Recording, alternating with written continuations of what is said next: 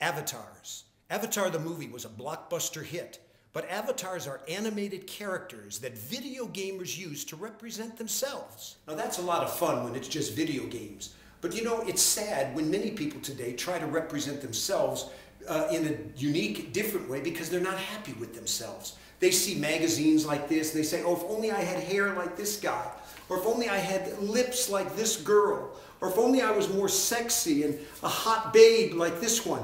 You know what? Many people are discontent and unhappy, but they're failing to see the three major points about life.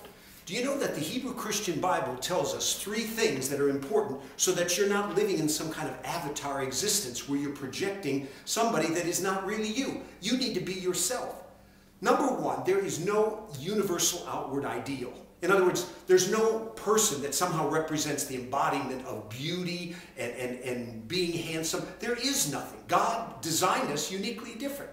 Number two, outer beauty is not an indicator of inner happiness. Did you catch that? Outer beauty is not an indicator of inner happiness. There are millions of people that externally look wonderful, but they're inwardly so lonely and empty. That's why you see suicides and people with Botox and all that. They look this way, but they inside are discontent and very unhappy.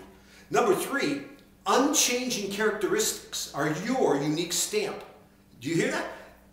Unchanging characteristics that you have are your stamp of uniqueness. Think of individuals. Meryl Streep is probably the most famous actress today. People make fun of her nose. When she tried out 30 years ago for a part, the director said, yeah, I don't want her. And he said she was ugly. And here she is, the most famous actress of our day. Think of Sylvester Stallone with his eyes, or Barbra Streisand with her nose, Jay Leno with his chin, Michael Jordan with his baldness. These are unique stamps. And no matter what you have as far as unique, unchanging characteristics, you need to capitalize on them. You have worth and you have value. Let me end this by telling you a little story about this. Maybe some of you have seen a $100 bill. This is a $100 bill. Now this is crisp and clean, fresh from the store. But you know, it has worth. But you know, if you take this $100 bill and crumble it up and smash it like this,